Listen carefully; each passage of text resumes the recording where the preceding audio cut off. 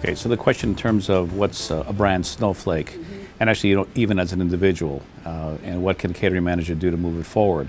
So first and foremost, a snowflake to me is making sure that you understand that your brand is unique.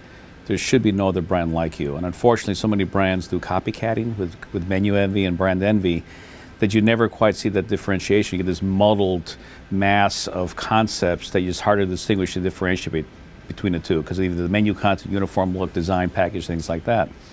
So if you have a clear brand identity, you understand why you exist and who you serve and what role you play in the social fabric of their lives, then it's easier to know what to say no to, so you don't become a big me too.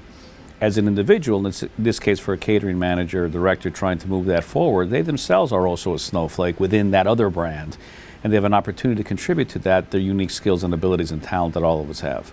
So in terms of understanding sort of the makeup of customers and employees and oneself, Brene Brown, who does a great job of explaining vulnerability, has a quote that I always use that we make a mistake in thinking that people are rational beings with occasional emotions, while in fact they're really emotional beings with occasional rationality.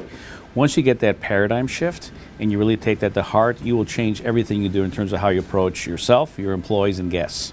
And that's a big piece of it. Now, if you take that to be true and you understand that an experience is what we sell in the restaurant industry, as well as through catering, which is effectively activity that's coupled with emotion to create an experience. Now you have a secret sauce that you can use that's going to get you much better success and results than before. Most companies have training programs that are activity-based in terms of the things that they need to do in order to get something done. Danny Meyer's great book, Setting the Table, talks about service versus hospitality. Service being the mechanics, hospitality being the emotion you bring into it. Most companies just focus on that service mechanical side of it. The hospitality side says if people are really emotional beings first and foremost, then my primary job is to have people feel happy, secure, joyful, so you create the desire to return. Those are all emotions. Those are the things that pull people. Your memories are really riveted by the emotional state that you're in, not by the activity, what you spent doing. That's why you don't remember taking a test, but you remember your first date.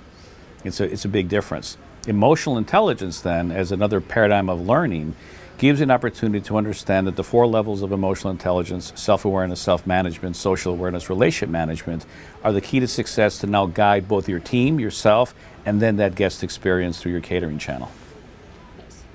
Well, in terms of trying to influence and lead the executive team to respect or value, catering as a need, is when I talk about putting yourself in the seat of the CEO and get that perspective. Understand that you won't get anywhere with a CEO or your direct report unless you have empathy for their position, their role. Not them as a person solely, but their role, the things they have to think about, what's keeping them up at night. And if in turn you are able to phrase your solution of catering in the context of how it may solve a problem that they worry about, revenue, primarily profitability, expanding customer base, et cetera, and better brand identification, then you're going to have a receptive person because you've tuned into their channel, you've tuned into their state of mind and what their thoughts and concerns are. And recognizing too that if you're talking to the CEO, they want sound bites of information. They don't have time for long explanations. So don't get caught in that. People tune out. Most people listen to reply rather than listen to understand.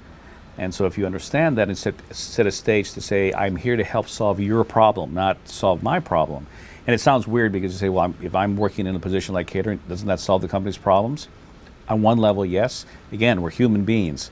On another level, no, I have other focuses and concerns and priorities that may not be in line with yours. When I go out and go to market?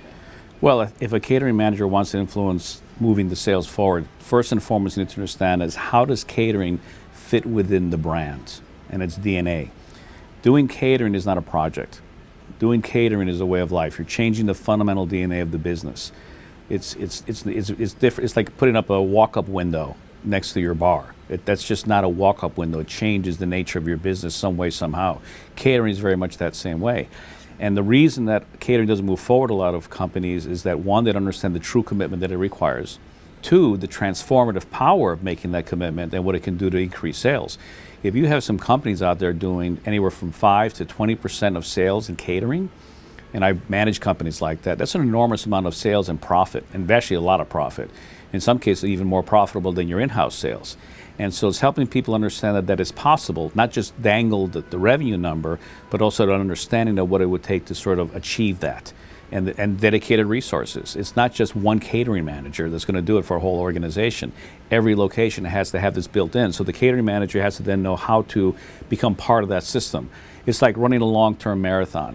Okay, you don't stop someone in the middle of a marathon and say, let me tell you what you can do to improve. No, you have to run alongside them and pick up the pace. And the catering manager has to effectively do that. Run alongside it and appreciate that the complexity of adding catering into an operation is not necessarily simple, but can be achieved as an understanding and clarity about what you're trying to attain.